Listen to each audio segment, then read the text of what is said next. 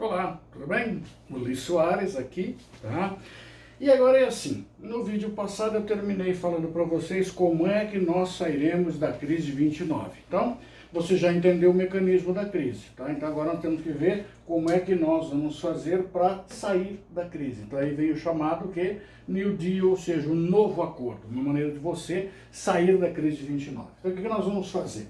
O presidente nosso, Franklin Delano Roosevelt, foi presidente de 33 a 45, ou seja, 4 vezes sucessivas. Um dos motivos que nós temos de depois mudar a Constituição americana, e você hoje pode ser presidente por 2 vezes consecutivas ou não. Tá? Então ele vive a crise, essa crise, portanto, vai estabelecer como critério para nós o quê? A organização de um Estado planejador.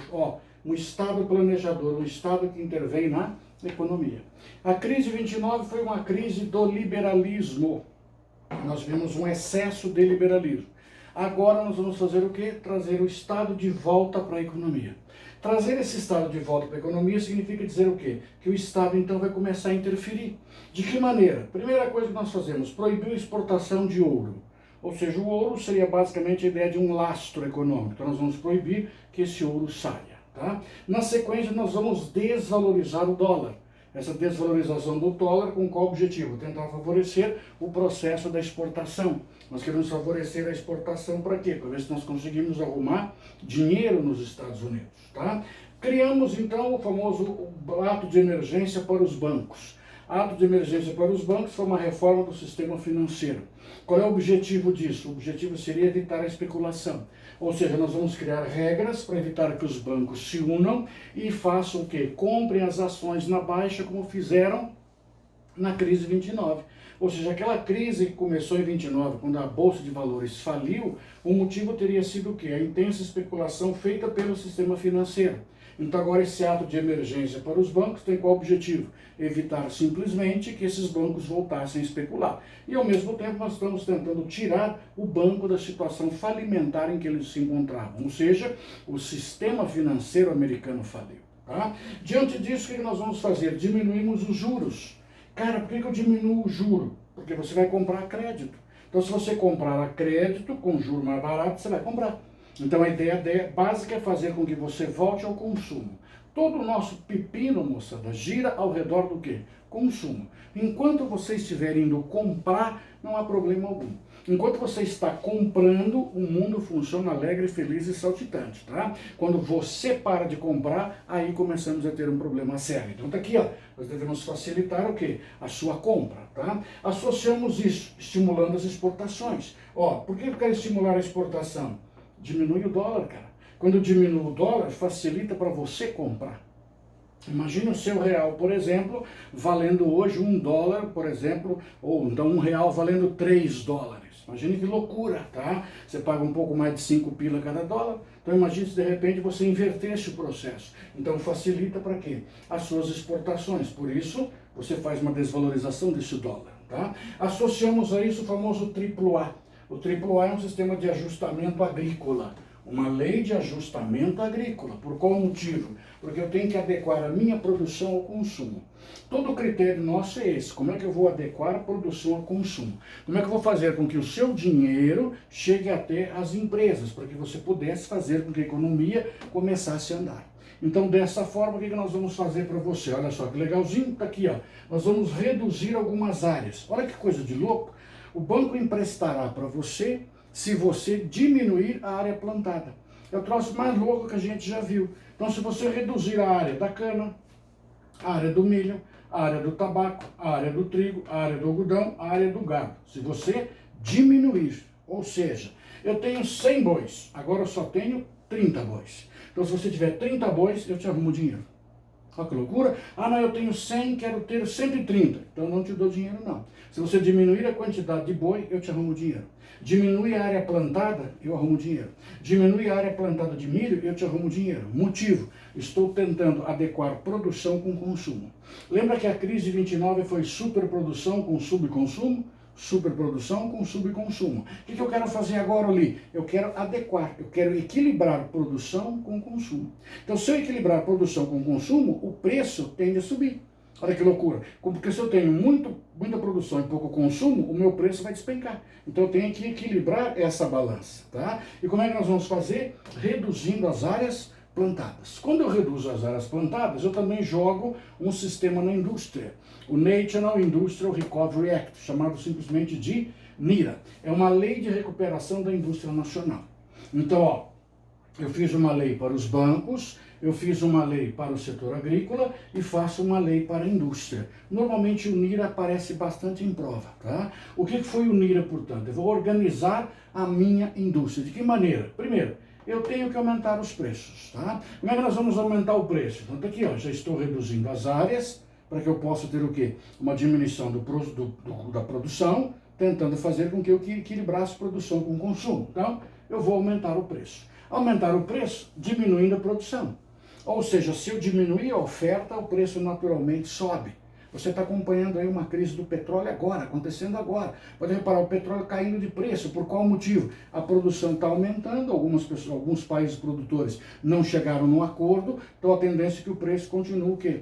Continue caindo. Qual é a proposta deles? Não, para de produzir. Se eu diminuir a produção, naturalmente o preço sobe. Então a indústria é isso aqui, ó. Ela quer aumentar o preço de que maneira? Diminuindo a produção. Automaticamente eu vou reduzir as horas trabalhadas. Olha que loucura! Reduz a hora trabalhada. Se o cara trabalha 10, agora vai trabalhar 8, vai trabalhar só 6. Eu vou diminuir as horas de trabalho. Mas quando você diminui as horas de trabalho, o que acontece? Você vai proibir o trabalho de menores. Lembra que eu tinha desemprego? Como eu tenho desemprego, eu tenho que fazer com que os chefes de família voltem a trabalhar. Então o menor está proibido de trabalhar. E isso faz com que nós tenhamos o quê? Uma organização sindical. Isso sempre cai na prova, tá? Nós encontramos que é um momento onde eu dou liberdade ao sindicato. É o momento onde eu permito que os acordos coletivos de trabalho entrem em vigência. Agora, por que eu dou liberdade ao sindicato? Para que o sindicato pudesse fiscalizar isso aqui, para que ele pudesse fiscalizar as horas trabalhadas. Então, eu vou criando regras para a indústria americana. Tá? Qual é o nosso objetivo, portanto? O nosso objetivo é combater o desemprego. E de que maneira nós vamos combater o desemprego? Tentando melhorar a legislação trabalhista, fazendo com que você permaneça empregado. Então, se você permanecer empregado, você continuará o quê? Você continuará consumindo. A ideia básica é exatamente essa, tá? Ao mesmo tempo, para os jovens, que está aqui, ó, os menores de idade, para os jovens, a lei de assistência civil. Detalhe, na conservação e reflorestamento. Então, eu tiro você da indústria, olha que loucura, eu tiro o menor da indústria e jogo o menor aonde? No reflorestamento e nas conservações de áreas degradadas americanas. Isso, cara, estamos falando dos anos 30. Então eu tiro você da competição da indústria. Então o nosso menor sai da competição industrial e vai lidar com áreas de reflorestamento. Ou seja, eu levo você para o campo. Tá? Ao mesmo tempo, criamos uma Comissão Nacional do Trabalho. O que essa Comissão Nacional do Trabalho vai fazer? Ela vai incrementar as ações desse sindicato. De que forma? Fazendo uma mediação entre empregado e empregador. Tentando estabelecer jornada de trabalho, fiscalizando a jornada, fiscalizando o salário mínimo, fiscalizando o sistema de pagamentos, fiscalizando a sua jornada. Tudo isso com qual objetivo? Manter você trabalhando. A ideia básica é essa, você tem que estar trabalhando, tá? Detalhe interessante, o Vale do Tennessee, obras públicas, cara, aí é a grande sacada. A obra pública americana, a construção civil passou a ser quase uma política de Estado. Quase uma política de governo, isso cai em prova, tá? É quase uma política de governo. Por qual motivo? O Estado investe em obra pública. No Vale do Tennessee nós fizemos praticamente mais de uma dúzia de usinas. Quase 50 barragens foram construídas, ou seja, eu estou gerando o quê?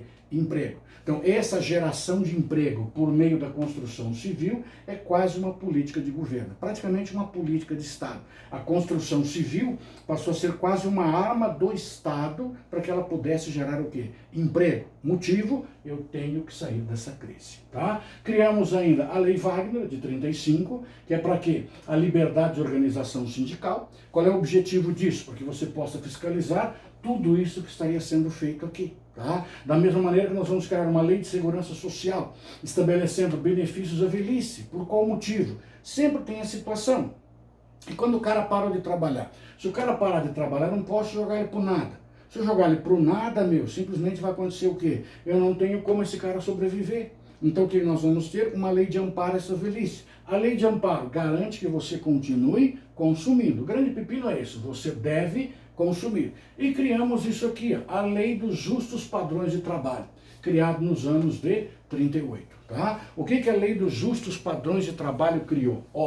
Semana de 40 horas, se você quiser fazer hora extra, você pode fazer, tem que pagar 50% a mais, e criamos um salário mínimo. Olha para cá agora, olha aqui, olha aqui, esses acordos coletivos, esses sindicatos aqui, vão fiscalizar se isso aqui vai dar certo ou não. É essa estrutura que você tem para tentar o quê? Sair da nossa crise, tá? E detalhe, essa política da boa vizinhança. A política da boa vizinhança foi uma tentativa de aproximação com a América Latina. Aí você vai dizer, nossa, com qual objetivo? Mercado, cara. O que nos interessa é o mercado. Claro? Então, saindo da sua frente agora, observe só, presta atenção, esse é o seu mapa conceitual, que mostra para você a maneira como nós sairemos da crise. Observe atentamente ali, que tudo que você está vendo, a partir desse número 1, tá? Do número 1, acompanha todo o processo até chegar no 17, tá? Tudo isso aí monta uns mecanismos para você conseguir sair da onde? Da crise gerada pelo desemprego. Claro isso? Então observe só, esse é o grande pepino que você tem. Como é que eu saio da crise 29, que foi uma crise de superprodução, associada a um subconsumo, que levou a um grande desemprego. A única saída é romper o círculo vicioso. De que forma?